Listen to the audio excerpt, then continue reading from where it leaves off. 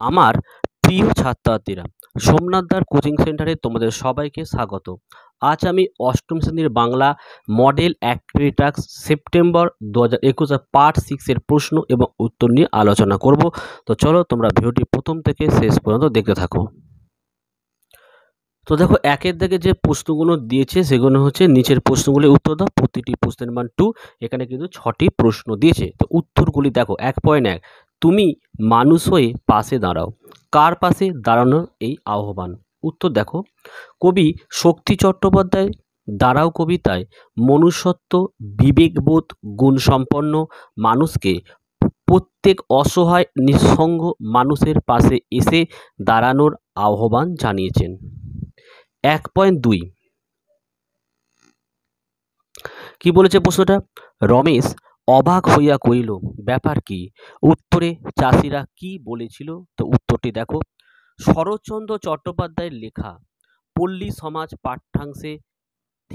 পাঠ্যাংশ থেকে জানা যায় যে গ্রামের চাষিদের একমাত্র ভরসা ছিল গাঁয়ের 100 বিঘা জমি, কিন্তু টানা বৃষ্টির ফলে সেই জমিতে জল জমে গেছে।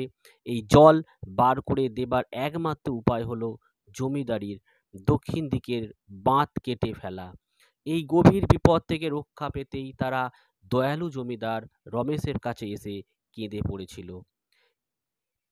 এবার দেখো তোমরা 1.3, 1.3 এ কি বলা হচ্ছে?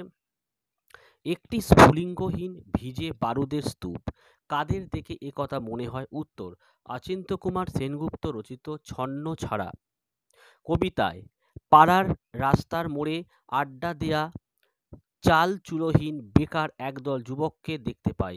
তাদের মধ্যে কাজের শক্তি থাকলেও তা যেন নিভে গেছে। রাস্তায় আড্ডা দেওয়া ওই যুবক দলকেই কবি ভিজে বারুদের স্তূপ বলেছেন।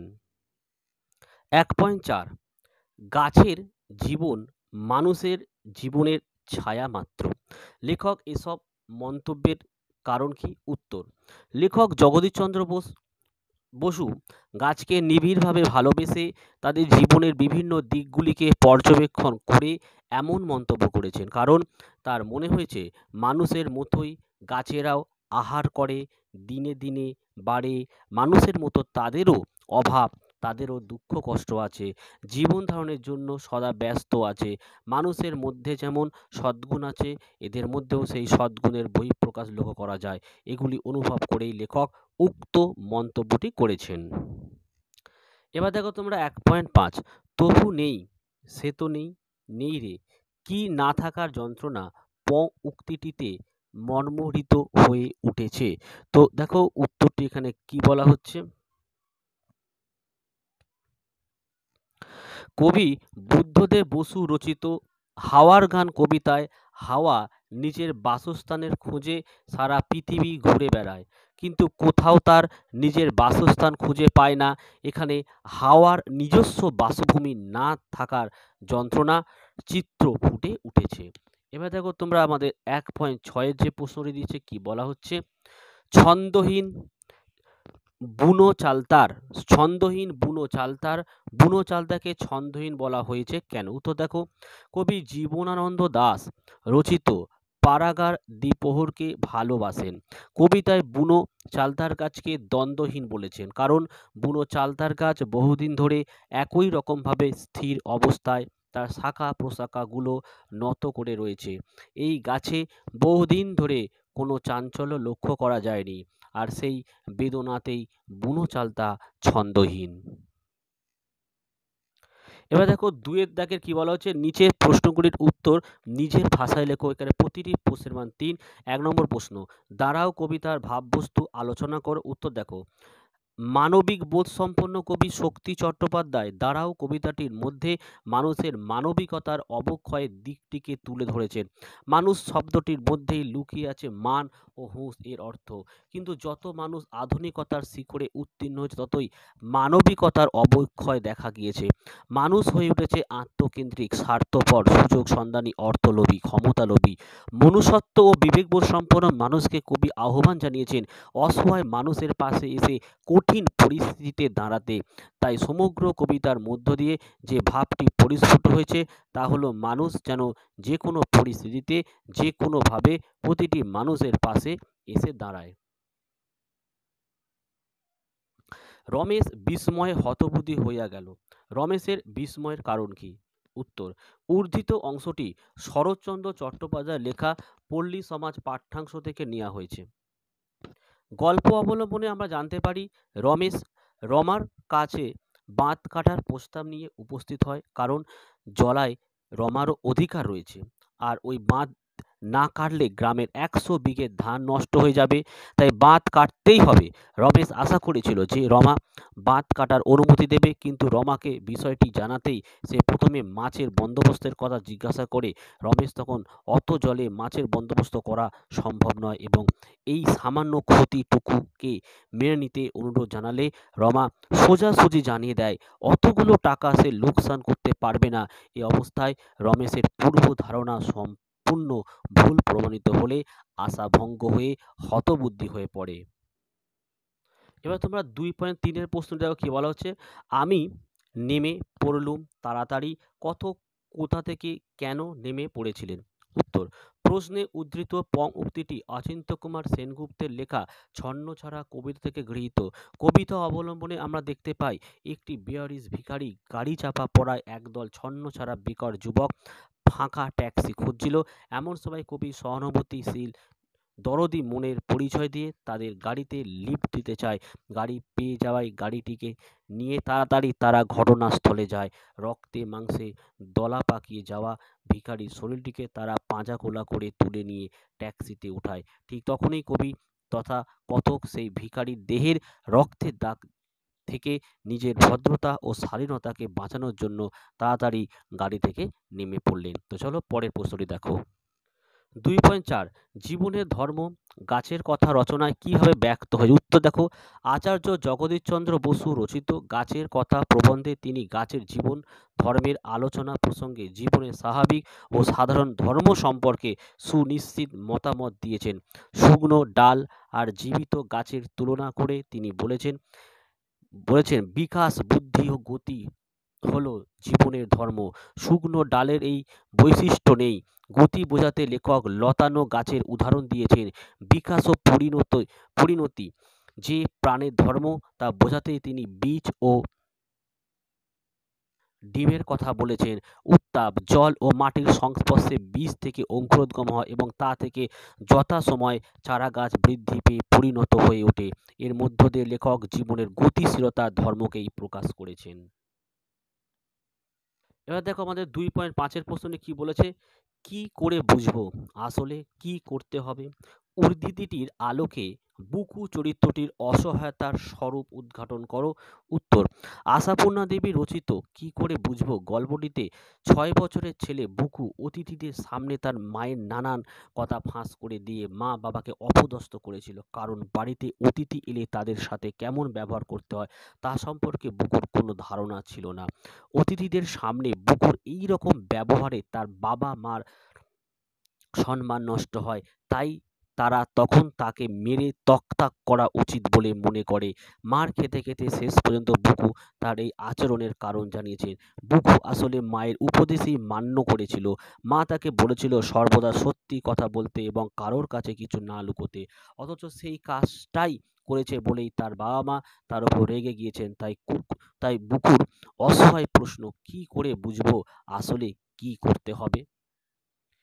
2.6 প্রশ্নটি দেখো, আজ সকালে মনে পড়ল একটি গল্প, গল্পটি বিবৃতিকর। উত্তর, প্রশ্নে উদ্ধৃত লাইনটি অবনীন্দ্রনাথ ঠাকুরের লেখা নাটুরের কথা গদ্যাংশ থেকে নেওয়া হয়েছে। অবনীন্দ্রনাথ ঠাকুর তার কাকা রবীন্দ্রনাথ ও অন্যান্যদের সঙ্গে গিয়েছিলেন নাটোরে। সে এক হই হই রই রই ব্যাপার। প্রথমে স্পেশাল ট্রেন ও পরে স্টিমারে করে পদ্মা পেরিয়ে নাটোর। এই সম্মেলনের সভাপতি নাটোর মহারাজ জগদীন্দ্রনাথ তার ব্যবস্থাপনায় এক রাজকীয় আয়োজন। সমগ্র যাত্রাপথে লেখকদের খাওয়া দাওয়া জিনিসপত্র বহন কোনো ত্রুটি ছিল না, সবই মহারাজের নিযুক্ত লোকেরা করত। তারপর যথারীতি শুরু হয় গোল টেবিল বৈঠক। এবং বক্তৃতা ইংরেজিতে, সেই বক্তৃতা শুরু হয় সঙ্গে সঙ্গে বাংলা বাংলা বলে অবনীন্দ্রনাথ ও তার সঙ্গীরা প্রতিবাদ শুরু করেন। এরপর কেউ আর ইংরেজিতে বক্তৃতা করতে পারেননি, এমনকি ইংরেজি দুরস্ত লালমোহন ঘোষও শেষ পর্যন্ত বাংলায় বলতে বাধ্য হন। এটি লেখকের মনে রাখার মতোই ঘটনা। এভাবেই কনফারেন্স বাংলা ভাষা চালু হয়। এ সম্পর্কে লেখক জানান, সেই প্রথম আমরা পাবলিকালি বাংলা ভাষার জন্য লড়লুম। ঠিক আছে, এবার দেখো 3.1 তোমার এখানে কিছু ব্যাকরণ দেওয়া হয়েছে। বলা হচ্ছে নিচের প্রশ্নগুলি উত্তর দাও। 3.1 বলেছে নির্দেশ বা বিবৃতিমূলক বাক্যের একটি উদাহরণ দাও। তো প্রথমে সংজ্ঞাটা আমি একটু লিখে দিয়েছি, দেখো কোনো কিছু সাধারণভাবে বর্ণনা করা হয় যে বাক্যে, তাকেই নির্দেশক বা বিবৃতিমূলক বাক্য বলে। উদাহরণ দেখো, আমি কলকাতা যাব। এবার দেখো 3.2 এর প্রশ্নটি তোমরা দেখতেই পারছো যে শূন্যস্থান পূরণ করো আবেগসূচক বাক্য। দেখো আনন্দ, বিস্ময়, উচ্ছ্বাস এবং ঘৃণা চারটি একটি করে উদাহরণ দিতে হবে। দেখো আনন্দ, আহা কি সুন্দর উপহার। বিস্ময়, দেখো কি অপূর্ব চিত্র। উচ্ছ্বাস, রামের দয়া দেখে মন ভরে যায়।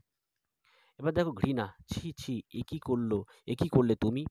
এবার দেখো আমাদের 3.3, তো 3.3 এখানে উদাহরণ দাও। সেই ক্রিয়াবাচক বিশেষ্য হচ্ছে খেলা, সাপেক্ষবাচক বিশেষ্য দেখো যিনি যাবেন তিনি আসুন, যিনি যাবেন তিনি আসুন।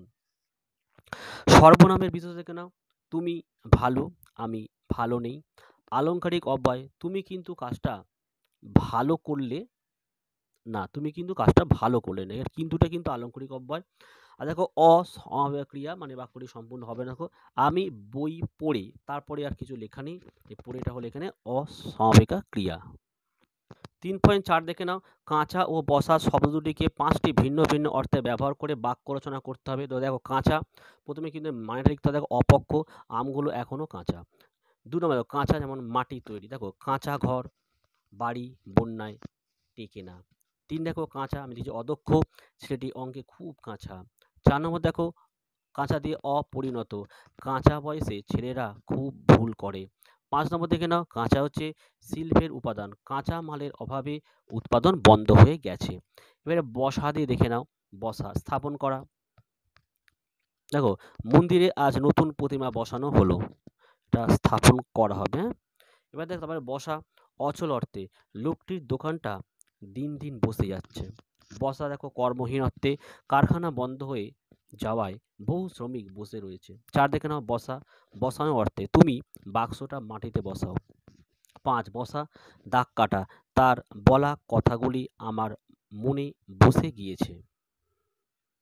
এবার দেখো তোমাদের 4 নম্বর একটি প্রশ্ন দেওয়া হচ্ছে, বন্যার প্রকোপে গ্রামের বহু কৃষি জমি নদীর গ্রাসে হারিয়ে যাচ্ছে, নদীর পাড়গুলির স্থায়ী রক্ষণাবেক্ষণ প্রয়োজন। এই বিষয়ে সংবাদপত্রের সম্পাদকের কাছে একটি চিঠি লেখো। তো উত্তরটি তোমরা দেখো।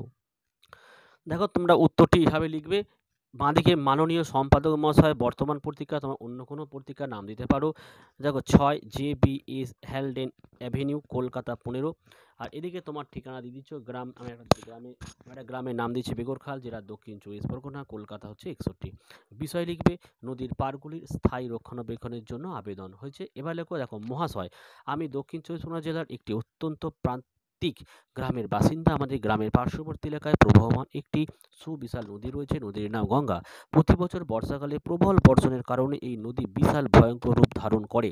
প্রতি বছর বন্যার কারণে এই অঞ্চল জলমগ্ন হয়। বন্যার প্রকোপে গ্রামের বহু কৃষিজমি নদীর গ্রাসে হারিয়ে যাচ্ছে, গৃহহীন ও সম্পদহীন হয়ে যাচ্ছে হাজার হাজার কৃষক। এই প্রতিকূল পরিস্থিতি কাটিয়ে উঠতে নদীর পাড়গুলির স্থায়ী রক্ষণাবেক্ষণ প্রয়োজন। নদীর তীরবর্তী এলাকায় যেখানে পাড় সহজেই ভেঙে যাওয়ার আশঙ্কা আছে, সেখানে বাঁধ দেওয়ার ব্যবস্থা করতে হবে। পাকা কংক্রিট বাঁধ নির্মাণে কর্তৃপক্ষের দৃষ্টি আকর্ষণ করার জন্য আপনার বহুল প্রচারিত পত্রিকায় পত্রটি প্রকাশ করলে বিশেষভাবে বাধিত হব। ধন্যবাদ জানাতে নিজের নামটা লিখে দেবে, তারিখটা বাঁদিকে দিয়ে দেবে। তো আশা করি এই বাংলার প্রত্যেকটি প্রশ্ন তো তোমরা সহজেই পেয়ে গেছো। এছাড়া তোমাদের আরও যে মডেল অ্যাক্টিভিটি টাস্ক রয়েছে, তোমরা এই ভিডিও ডেসক্রিপশন বক্সে একটি লিঙ্ক থাকবে, সেই লিঙ্কে ক্লিক করে তোমরা কিন্তু প্রত্যেকটা মডেল অ্যাক্টিভিটি টাস্কের উত্তর তোমরা পেয়ে যেতে পারো। এবং যারা নতুন তারা চ্যানেলে কিন্তু অবশ্যই সাবস্ক্রাইব করে দিও, পাশে থাকা বেল আইকন প্রেস করে অল নোটিফিকেশনটাকে অন করে দিও, যাতে আমি যখনই কোনো ভিডিও আপলোড করব সবার প্রথম তোমার কাছে পৌঁছে যায়। তাহলে আজকের ভিডিওটি আমি এখানে শেষ করলাম। তোমরা প্রত্যেকে ভালো থেকো এবং সুস্থ থেকো।